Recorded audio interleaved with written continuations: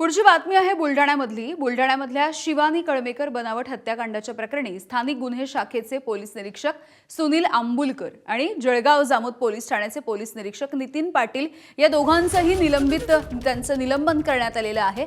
मात्र या प्रकरणाशी संबंधित वरिष्ठ अधिकाऱ्यांवरती अजून कुठलीही कारवाई करण्यात आलेली नाही। तपासामध्ये मार्गदर्शन करणाऱ्या पोलीस अधीक्षक आणि अप्पर पोलीस अधीक्षकांवरती कारवाई कधी होणार असाही सवाल आहे। दरम्यान आपल्याच मुलीच्या न केलेल्या हत्येच्या प्रकरणी बुलढाणा पोलिसांनी मध्य प्रदेशामधल्या बापूराम कळमेकर आणि अजय कळमेकर या पितापुत्रांना 22 दिवस जेलमध्ये डांबून ठेवलं होतं।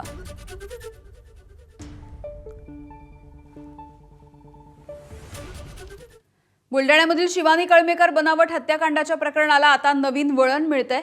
आपल्याच मुलीच्या न केलेल्या हत्येच्या प्रकरणी बुलढाणा पोलिसांनी मध्य प्रदेशामधल्या बापूराम कळमेकर आणि अजय कळमेकर या पितापुत्रांना 22 दिवस जेलमध्ये डांबलं। पोलिसांनी कुठलाही त्रास दिला नाही, आम्ही स्वतःहून गुन्हा कबूल केला, त्यामुळे आम्ही दोषी आहोत असं पोलीस सांगत होते। पण आता कळमेकर पितापुत्रांनी पोलिसांचे हे आरोप फेटाळले। हत्येची कबुली द्या, अन्यथा सगळ्या कुटुंबाला उचलून नेऊ असं पोलिसांनी धमकावल्याचं या पितापुत्रानं आता म्हटलंय। तर पोलिसांनी जंगलामध्ये नेऊन आम्हाला बेदम मारहाण केली असा आरोपही करण्यात आलाय।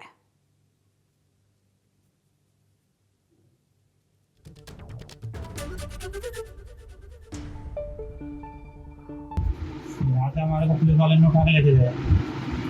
वहाँ पूछताछ कर रहे हैं कि तुमने तुम्हारा लड़की को मारे करके। हमने नहीं बोल रहे, फिर भी वो बोली रहा कि तूने मारे।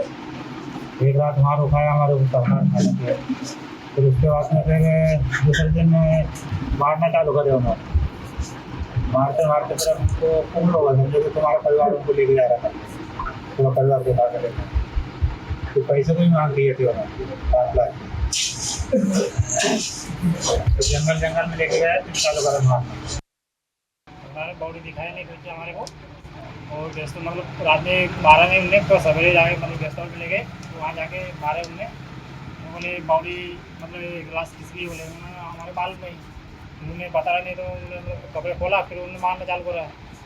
जम के मारे उठने लगता है, फिर उन्होंने बोला, फिर मैंने वही बोला अब हमने मारा था, उन्होंने पैसे की मांग करे थी। तर जळगाव जामोदमधल्या याच सगळ्या प्रकरणावरून आता आमदार रोहित पवार यांनी गृह विभागावरती काही आरोप केले आहेत।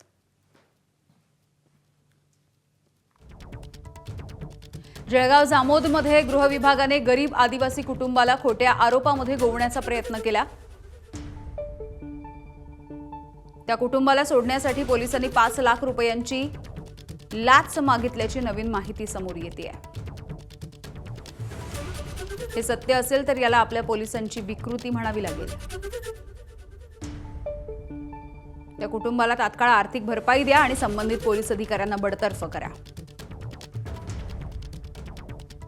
अन्यथा या प्रकरणी मानवी हक्क आयोगामध्ये आपल्या विभागाला तर खेचूच।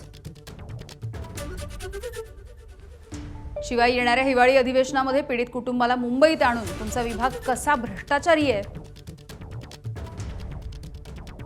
हे जगाला दाखवून देऊ। अपेक्षा आहे आपण योग्य ती कारवाई कराल। तर बुलढाणा पोलिसांनी नेमक्या कोणत्या मृतदेहावरती अंत्यसंस्कार केले याचं गूढ अजूनही कायम आहे आणि अंत्यसंस्कार केलेल्या गोष्टीला आता महिना उलटून गेलाय, पण पोलिसांना कसलाही धागा सापडत नाहीये।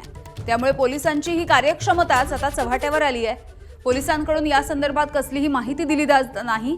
पोलिसांनी दुसऱ्याच कुठल्या तरी केसमध्ये या कळमेकर पितापुत्रांना गोवण्याचा प्रयत्न केला होता का अशी ही शंका या निमित्तानं व्यक्त होते। पोलीस महासंचालक सदानंद दाते हे उद्या स्वतः बुलढाण्याला जाणार आहेत, ते तरी या प्रकरणाचा छडा लावतील का असा प्रश्न आहे।